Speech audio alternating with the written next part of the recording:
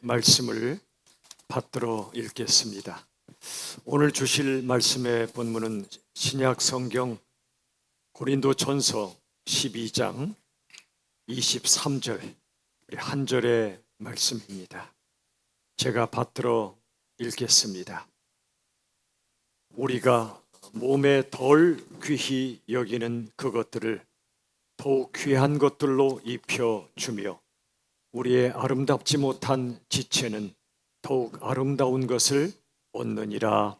아멘. 오늘은 아픔과 아름다움이라는 제목의 말씀을 나누길 원합니다. 오늘은 나라 사랑 주일입니다. 여러분, 우리나라 참 아름다운 나라입니다. 자연도 아름다운 금수강산이지만 우리나라가 참으로 아름다운 이유는 하나님께서 사랑하시고 하나님께서 함께 하시며 우리 하나님의 영광이 머무는 나라이기 때문인 줄로 믿습니다. 여러분, 그럼에도 불구하고 이 땅에 수많은 아픔이 있습니다. 그 이유가 뭘까요? 그것은 인생의 본질이 무엇인가에 대한 오해 때문입니다. 여러분에게 질문 하나 드릴까요? 스포츠 좋아하십니까? 스포츠의 본질이 뭘까요? 승부일까요? 아름다움일까요? 스포츠에 웬 아름다움인가 생각하는 분 계십니까? 스포츠는 당연히 이기고 지는 승부입니다. 승부를 피할 수가 없습니다. 그러나 승부는 스포츠의 전부가 아닙니다. 스포츠의 진짜 본질은요, 승부를 넘어선 아름다움에 있습니다. 예를 들어 볼까요? 요즘 야구가 대단한 인기를 얻고 있는데 투수가 강타자의 배트를 뚫고 멋지게 스트라이크를 꽂아냈습니다. 아름다운 겁니다. 반대로 타자는요, 투수의 무시무시한 공을 받아쳐서 밤하늘의 아름다운 궤적을 그리며 홈런을 날립니다. 우리 축구선수 손흥민, 그가요, 상대방의 강력한 태클을 피해서 골대 모서리로 아름다운 골을 집어넣습니다. 사람들이 환호하지요. 찰칵 세라모니를 하기도 합니다. 사람들은 이겼다, 승부에만 집착하지만 실은 승부 넘어 아름다움입니다. 여러분, 승리와 패배 중에 뭐가 아름다울까요? 이 땅은 승리지상주의 땅입니다. 승리만 아름답고 패배는 추하다고 생각합니다. 과연 그렇습니까? 그렇지 않습니다. 승리도 추한 승리가 있을 수 있고 패배도 아름다운 패배가 있을 수 있습니다. 승부도 귀하지만 그 너머에 아름다움의 세계가 있습니다. 스포츠만 그런 게 아니라 예술도 그렇습니다. 임윤찬 군, 세계적인 피아노 콩쿨 반 클라이먼 콩쿨에서 당당히 우승했습니다. 사람들이 환호합니다. 인터뷰가 쇄도하고 여기저기 초청 연주회가 벌어집니다. 그런데 이 형제는요, 음악 자체의 아름다움에 몰두를 하더라고요. 오히려 우승한 것이 그렇게 당황스럽고 두렵답니다. 이 형제는 젊지만 알고 있습니다. 인생의 본질에 대해서. 승리 넘어, 우승 넘어, 승부의 세계 넘어 진정한 아름다움의 세계가 있음을 알고 있습니다. 사람들의 환호 소리보다, 엄청난 수익보다 음악 자체의 아름다움에 몰두하고 싶어 합니다. 스포츠와 예술만 그런 게 아닙니다. 우리 인생도 마찬가지입니다. 우리 다 함께 앞을 보시고 한번 같이 읽어볼까요? 인생은, 시작. 인생은 승부가 아닌 아름다움이다.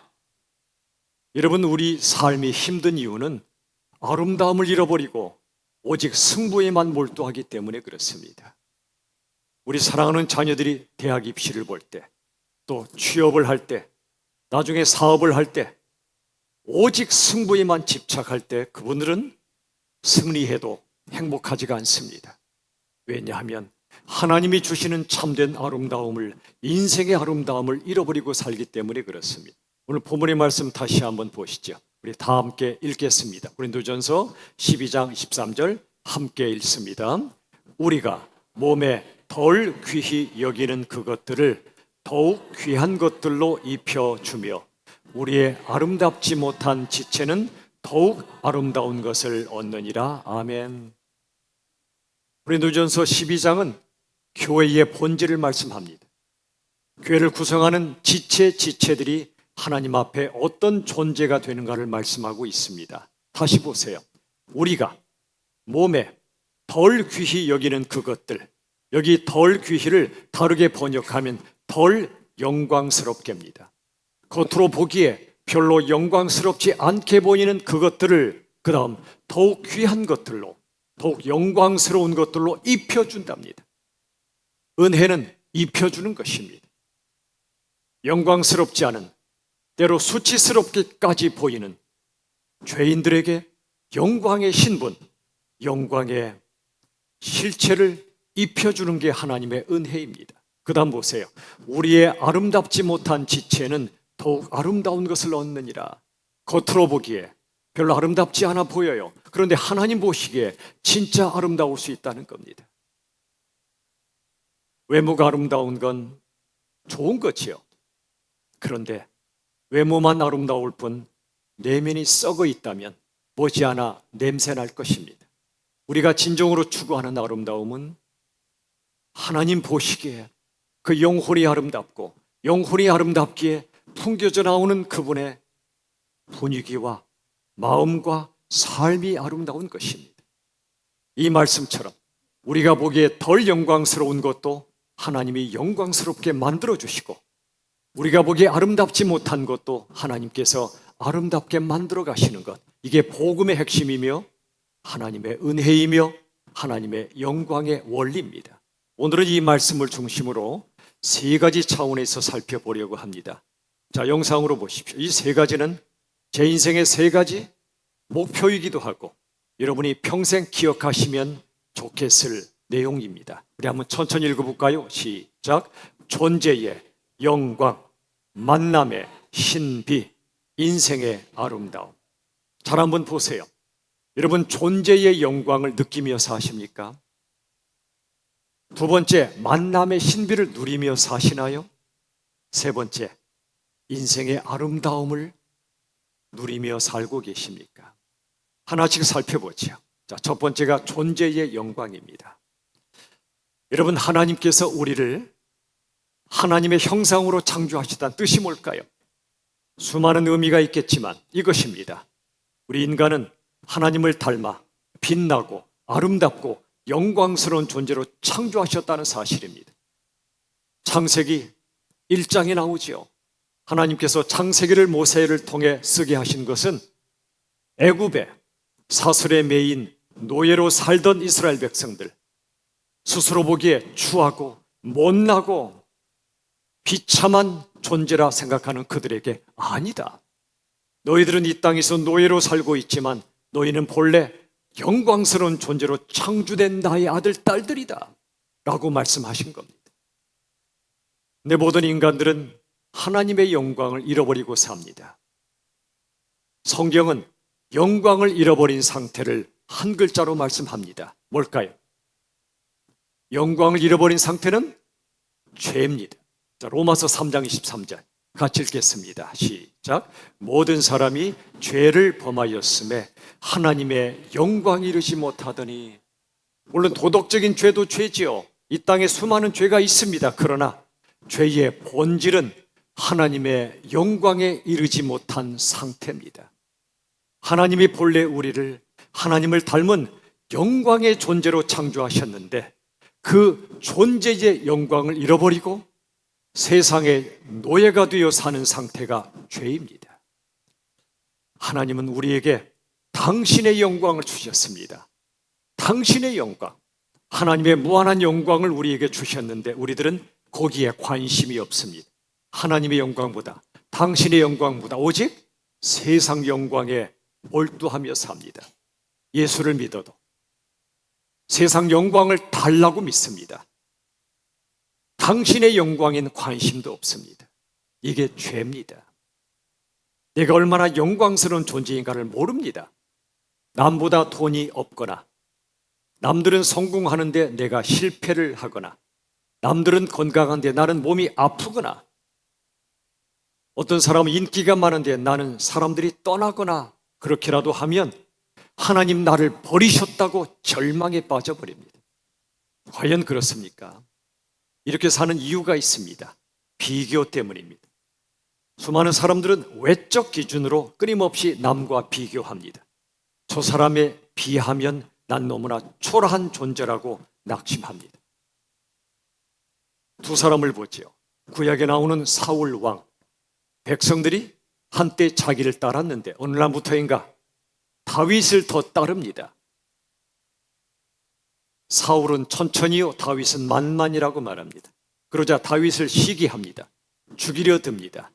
그래서 사울은 참으로 추한 왕이 되었습니다. 왕관을 쓰면 뭐합니까? 지극히 추한 왕인 거요.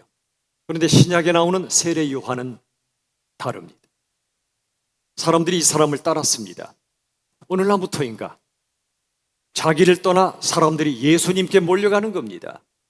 그러나 예수님을 시기하지 않습니다. 오히려 세례 요한은 예수님의 길을 닦습니다. 그래서 그는 아름다운 하나님의 사람이었습니다. 우리 한번 영상을 통해 한번 같이 고백합시다. 인생은 시작. 인생은 남보다 앞서가는 경주가 아니라 자신을 완성해가는 아름다운 여정이다. 여러분의 인생을 어떻게 생각하십니까? 남보다 등수가 앞서고 남보다 평수가 큰 집에 사는 것, 평수와 등수가 세상을 지배하는 걸 줄여서 평등사회라고 말하대요. 과연 그렇습니까? 그건 가짜 평등입니다. 인생의 본질은 남보다 앞서가는 경주에 있지 않아요. 모든 인생의 과정을 통해 자신을 완성해가는, 예수님을 닮아가는, 하나님의 형상을 온전히 회복하는 아름다운 여정이 인생입니다. 여러분, 아름답다는 말의 본래 뜻이 나답다는 뜻입니다. 나다운 게 아름다운 거예요. 가장 나답게 살 때 존재의 영광이 가장 빛나게 드러납니다. 남으로 살지 마세요. 하나님이 만드신 나로 사십시오. 그때 가장 아름답습니다. 남을 따라 살지 마세요. 하나님이 만드신 내 존재로 사십시오. 남보다 앞서려고 살지 마시고 하나님이 내게 주신 그 길을 내 보폭으로, 내 속도로 묵묵히 걷는 사람이 아름답습니다. 지금 가진 게 별로 없어도, 인생 내 뜻대로 흘러가지 않아도 괜찮아요. 내 안에 영광의 주님이 살아계시잖아요. 나를 위하여 십자가에 죽으시고 부활하신 그 사랑의 영광, 영원한 생명의 영광이 내 안에 살아있는데 비록 우리들은 질그릇같이 연약한 인생들이지만 질그릇 안에 보배를 모시고 살잖아요. 질그릇의 크기, 질그릇의 윤기 따위에 내 존재 가치를 맡겨두지 마십시오. 우린 질그릇이지만 우리 안엔 보배이신 예수님이 살아계십니다. 그분이 영광이십니다. 그분을 모시고 산다면 내 상황과 환경이 어떠하든지 나는 지극히 영광스러운 존재란 걸 기억하십시오. 이 존재의 영광을 기억하는 사람이 참된 그리스도인입니다. 내가 존재의 영광을 가진 하나님의 자녀이며 내가 만나는 한 사람 한 사람도 지극한 존재의 영광을 가진 분이라는 걸 기억하시길 주님의 이름으로 축원합니다. 첫 번째가 이처럼 존재의 영광이라면 두 번째는 만남의 신비입니다. 여러분, 만남의 신비를 누리며 사시나요? 매일 스쳐 지나가는 수많은 분들, 가정에서나 교회에서나 일터에서 거리에서 만나는 수많은 그 만남이 신비롭다고 느껴지십니까? 그렇지 않다면 어딘가 단단히 무너져 있는 겁니다. 여러분, 만남의 신비가 왜 소중할까요? 혼자서 여러분 화음을 이룰 수 있습니까? 우리 빛으로 찬양대가 오늘 또 아름다운 화음을 이루어 찬양하셨는데 혼자서는 죽었다 깨나도 화음을 이룰 수가 없어요.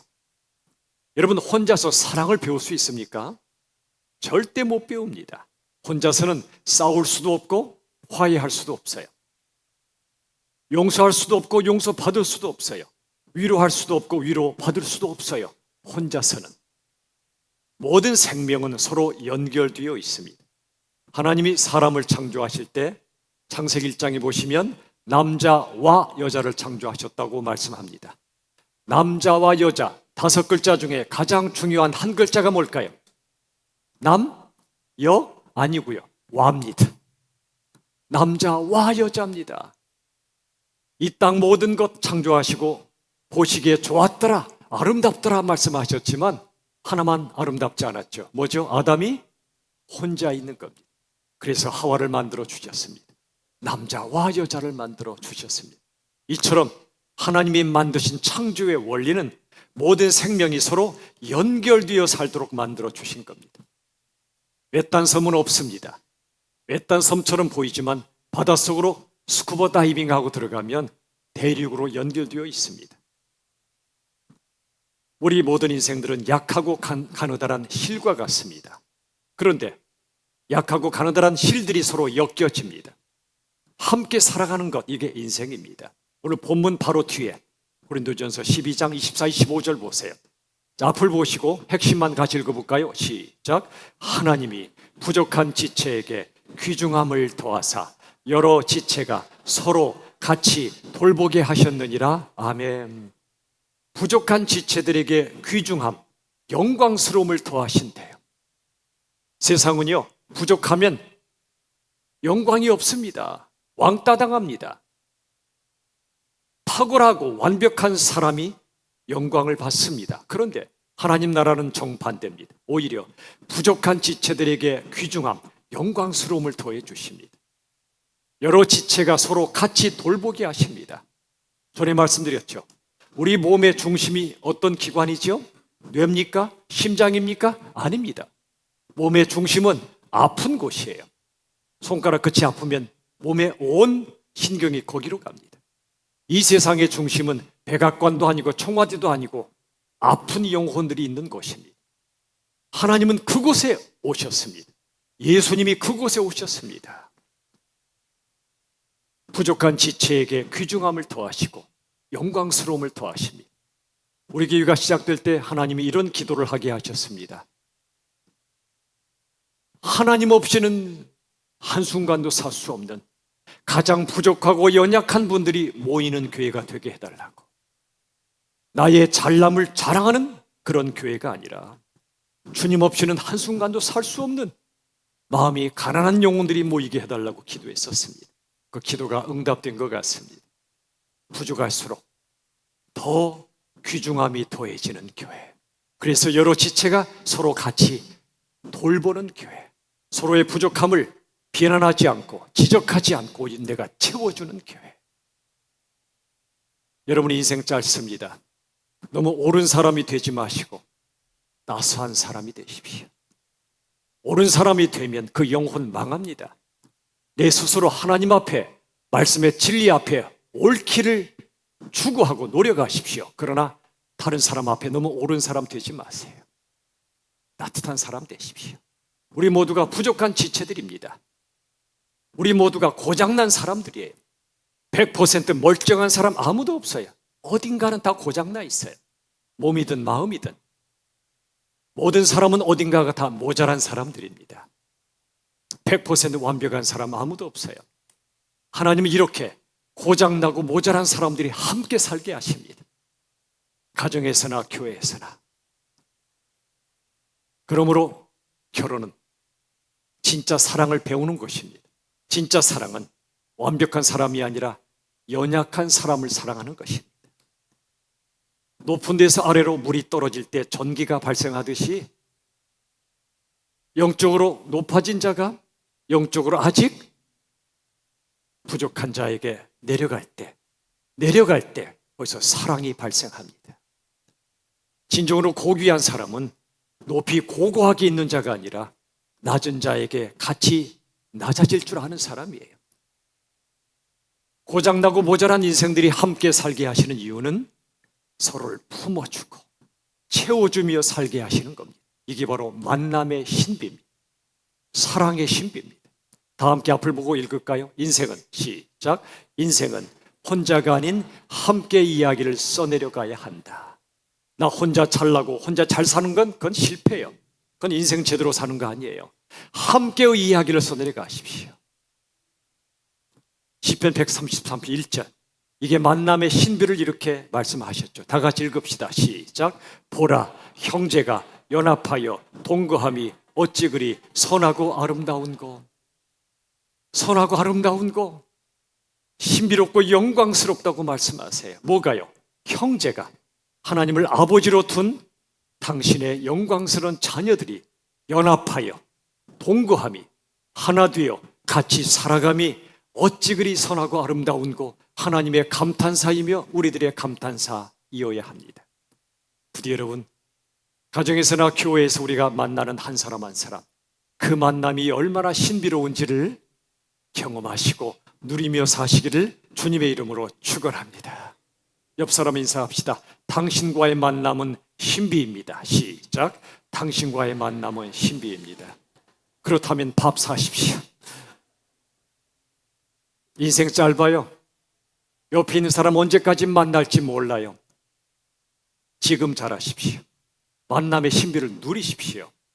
그게 사랑의 신비입니다. 세 번째, 마지막으로 존재의 영광, 만남의 신비에 이어 세 번째는 인생의 아름다움이에요. 여러분의 인생은 아픕니다. 고난 많습니다. 고난 좋아하는 사람 아무도 없습니다. 저도 싫습니다. 아픈 건 정말 싫습니다. 하지만 여러분, 잘 생각해 보세요. 인생이 어떻게 항상 기쁘기만 합니까? 슬프기도 하지요. 어떻게 항상 평화롭기만 하겠습니까? 갈등하기도 합니다. 저는요, 지지고 볶을 때가 있어요. 저도. 그런데 지지고 볶다가 맛있는 밥을 먹어요. 그 밥의 이름은 볶음밥이에요. 지지고 볶다가 밥을 안 먹는 게 아니고 그 볶은 걸로 볶음밥을 해서 드세요. 맛있게. 바가지를 긁잖아요. 괜찮아요. 바가지를 긁고 그 바가지로 쌀을 퍼서 밥을 해주면 되는 거예요. 어찌 항상 잘 지낼 수만 있겠어요. 우리 인생들이 다 고장나고 모자란 인생들인데. 그리고 여러분, 우리가 항상 어떻게 건강하기만 하겠습니까? 아프기도 하죠. 아픈 데가 많아도 안 아픈 데가 더 많잖아요.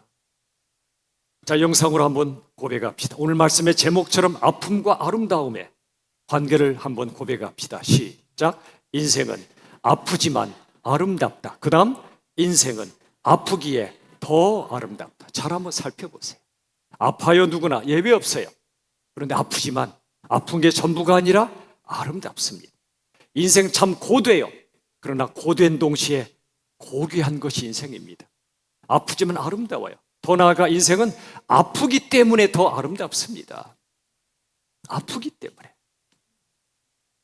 지난달에 제 어릴 적 초등학교, 옛날엔 국민학교라고 그랬죠.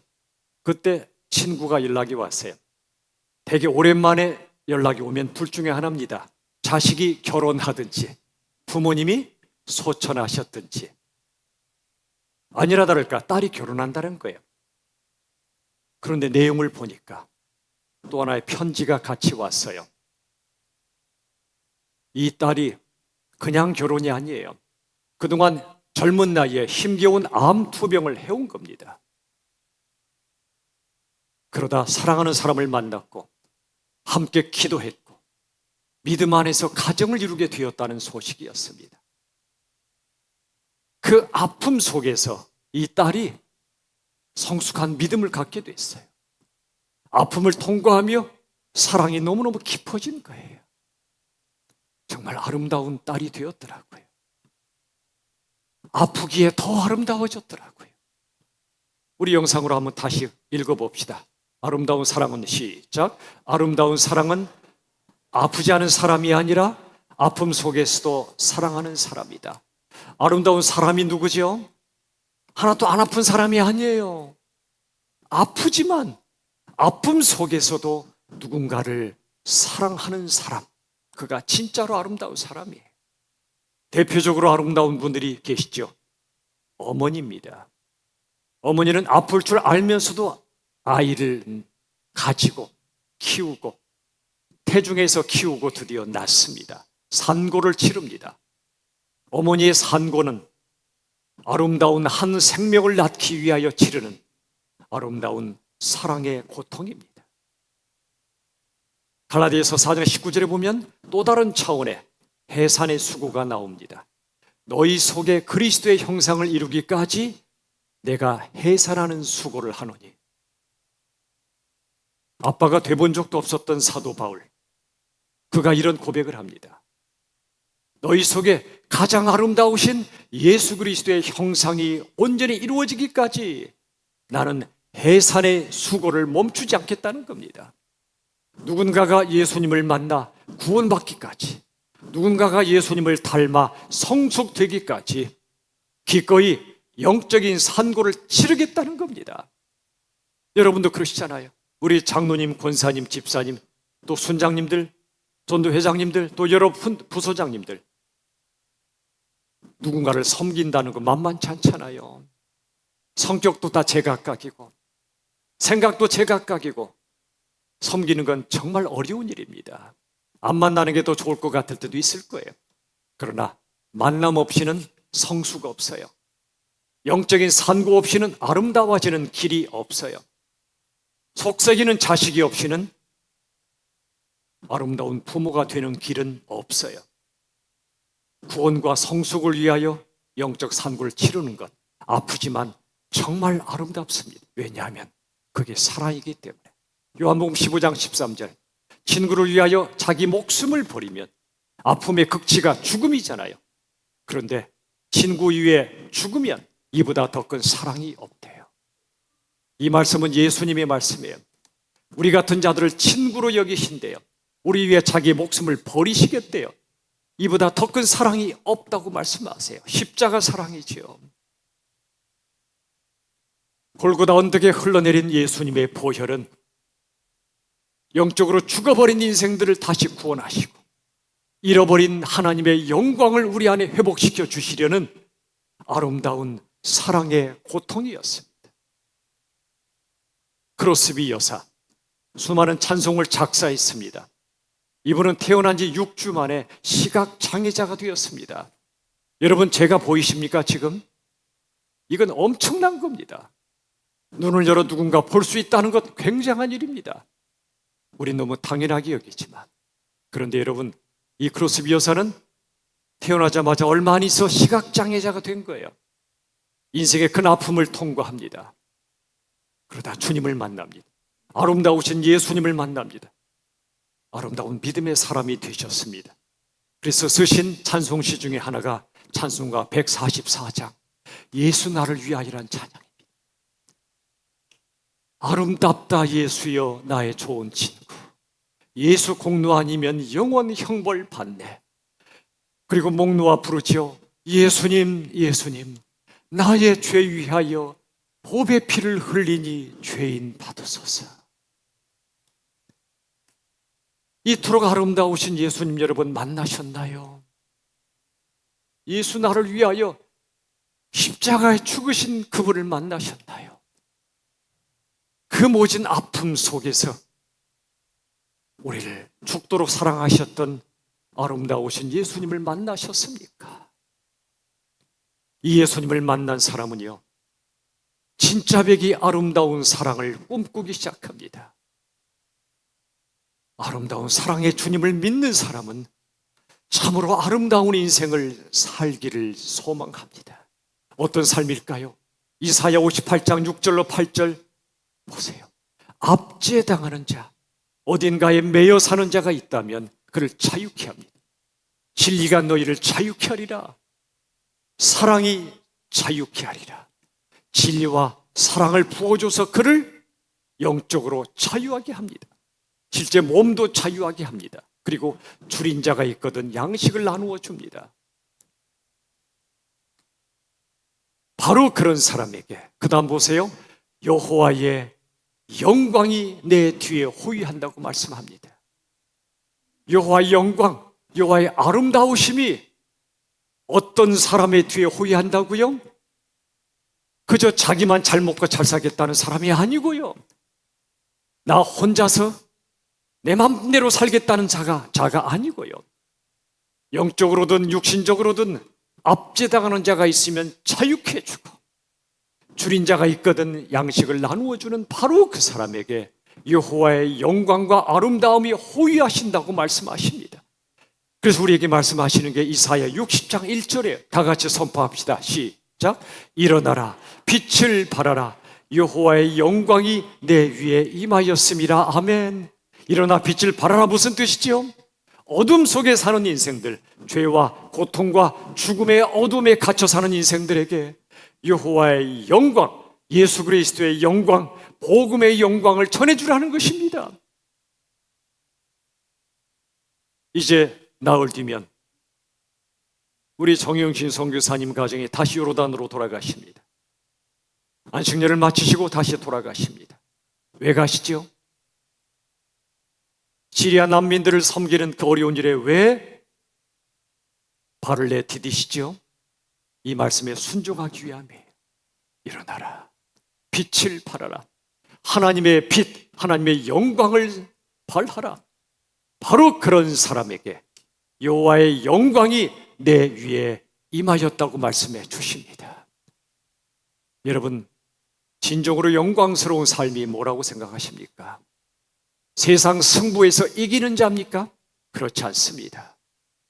하나님의 영광과 아름다우심을 만나고 예수 그리스도의 십자가와 부활의 영광과 아름다움을 만나서 그분을 내 안에 모셔드리고, 그 영광과 아름다움, 가장 큰 영광과 아름다움이심을 믿고 내 안에 모시고 그분의 영광과 아름다움을 드러내며 사는 사람, 그의 이름을 그리스도인이라고 말씀합니다. 예수님 따라 그 사랑으로 사셔서 인생의 진정한 아름다움을 이루어 가시기를 주님의 이름으로 축원합니다. 이제 말씀을 맺겠습니다. 사랑하는 여러분, 이 땅의 모든 존재에는 하나님의 영광이 깃들어 있습니다. 존재의 영광입니다. 그리고 모든 만남에는 하나님이 주시는 신비가 담겨 있습니다.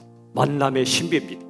그리고 모든 인생에는 하나님의 영광과 아름다우심으로 가득 차 있습니다. 믿음의 사람은 비록 아프지만 아름답습니다. 아프기에 더욱 아름답습니다. 나라 사랑 주일인데 우리나라 얼마나 아픔이 많은 나라입니까?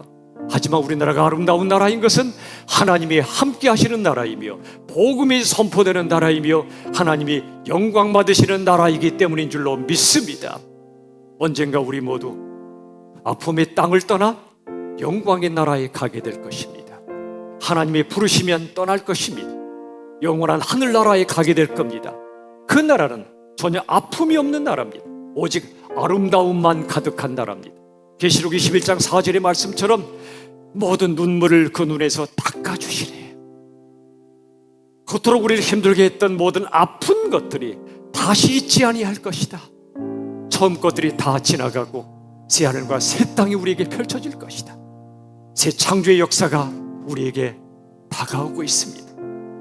그때가 되기까지, 그 나라에 가기까지 이 땅에 사는 동안 아픔이 많으시겠지만 그럼에도 불구하고 존재의 영광, 만남의 신비, 그리고 아픔 속에서도 사랑하는 인생의 아름다움을 누리며 살아가시기를 우리 주 예수 그리스도의 이름으로 축원합니다.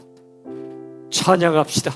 아까 크로스비 여사의 찬양, 찬송가 144장, 예수 나를 위하여 아름다우신 주님을 전심으로 찬양합시다.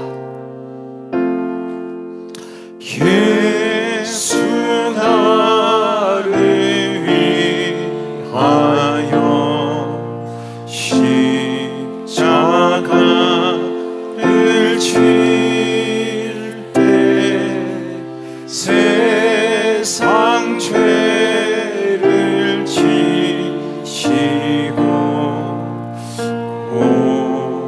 보존하셨. 2절 하겠습니다. 십자가를 지심은 십자가를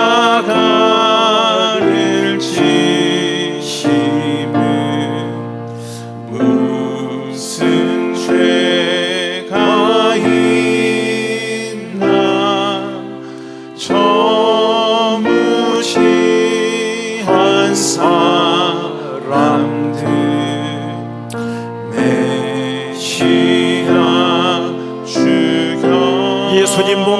부릅시다.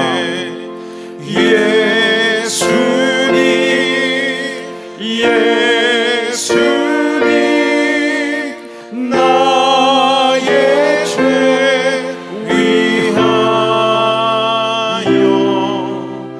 보배 피를 흘리니 죄인 받으소. 피와 같이 붉은 죄, 피와 같이 붉은 죄 없는 이가 없네. 십자가의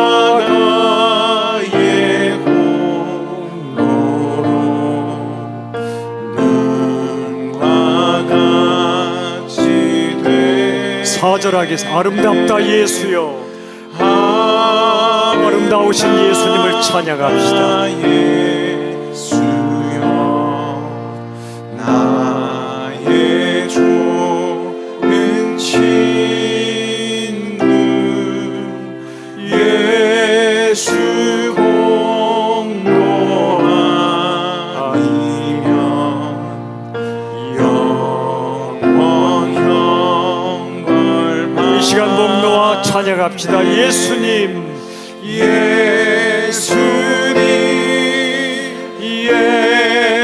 예수님, 나의 죄 위하여 보배 피를 흘리니 죄인 받으소. 이 시간 마지막으로 손 들고 찬양할까요? 예수님, 예수님, 예수님, 나의 죄 위하여 보배 피를 흘리니 죄인 받으소서.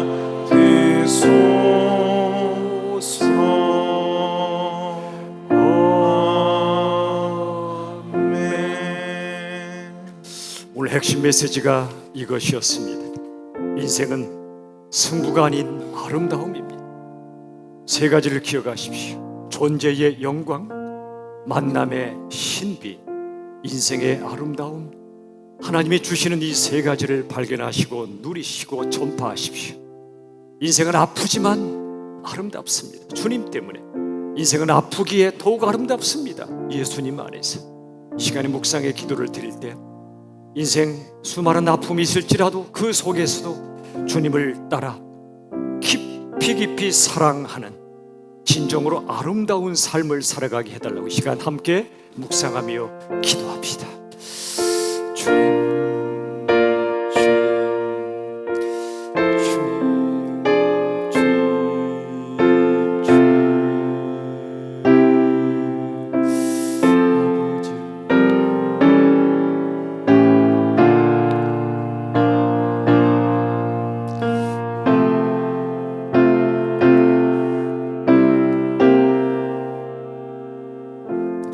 하나님 아버지, 어제가 8.15 광복절이었습니다.